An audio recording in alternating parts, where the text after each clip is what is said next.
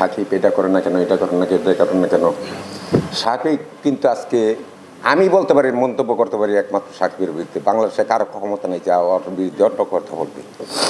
কেন বলি যে আমার হাতেই আজকে সাকিব মানুষ হয়েছে। সাকিবকে আমার থেকেও বেশি চিনে না। আর যত ছবি করেছে আমি করেছি ম্যাক্সিমাম ছবি। ওই দিন 100 ছবি করে থাকে, 99টা ছবি আমি করেছি। আমি ওর সম্বন্ধে জানি, আমি ওর ছোটোর থেকে ওর আমি দেখেছি।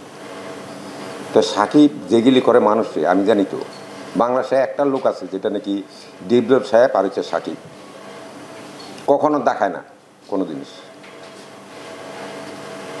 আর সাকিবের সম্বন্ধে কারো মন্তব্য করা উচিত না। সাকিব কী জিনিস একমাত্র আল্লাহই জানে। আমরা অনেকেরই দোষারোপ করি যে আজকে এই ছেলেটা অ্যাক্সিডেন্ট করেছে বা এটা হয়েছে, সেটার আমার তকদির, সেটা কারো তকদির না।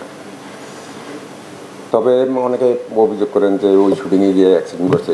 অ্যাক্সিডেন্ট হয়নি, সেই নর্মালি মৃত্যুবরণ করছে। আর প্রেশার ছিল, তার স্ট্রোক করেছে, সেই জন্য সে মারা গেছে, অ্যাক্সিডেন্ট করে নাই সে। যাই হোক, আজকে যা আলফা কোম্পানির যে কর্ণধার শাহিরা শাকিল ভাই, রায়হান রাফি ভাই যে জিনিসগুলি করেছে আজকে, এটা খুব বড় মনের মানুষ বলে আজকে যেই কাজটা করেছে সেটা আমি বলতে পারবো না। আমার 50 বছরের মতন বয়সে ফিল্ম লাইনে আমি দেখিনি কখনো, আমার কেরিয়ারে আমি দেখি নেই। আর বাংলাদেশে স্টান্টম্যান বলতে হবে ওয়ার্ল্ডের মধ্যে 3 জনের মধ্যে একজন ছিলাম আমি। যেগুলি আমি করেছি এটা কেউ করতে পারবে না বাংলাদেশে, বা হলিউড বলিউডও করতে পারবে না। তো সেই জায়গা থেকে আজকে আমি ফাইট ডিরেক্টর হয়েছি, প্রডিউসার হয়েছি, আর্টিস্ট হয়েছি, সব কিছু হয়েছি।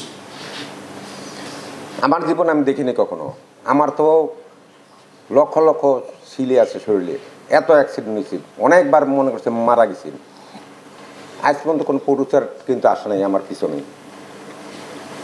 শুধু নিয়ে ওই মেডিকেল নিচে, ডাক্তারখানা নিচে, ততটুকুই।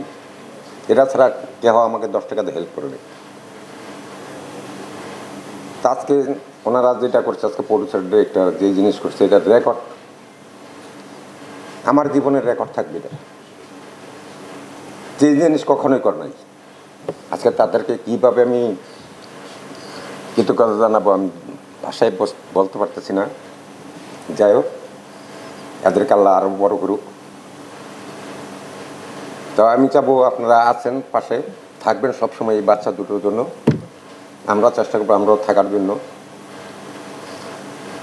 আর আরেকটা জিনিস আমি ক্লিয়ার করে দিচ্ছি, আপনার হচ্ছে যে আজকে যে আমাদেরকে একটা অ্যামাউন্ট দেওয়া হয়েছে, আরও দিবে। তারা বলছে যে আরও অনেক আর্টিস্ট আছে, কলাকৌশলী আছে, আমাদের হিরো আছে, শাকিব খান, তারাও হেল্প করবে, সব কিছু করবে।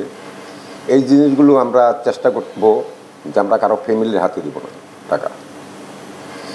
2টা বাচ্চার লাইফ কীভাবে চলবে পরবর্তীকালে সেটার চেষ্টা করবো আমরা।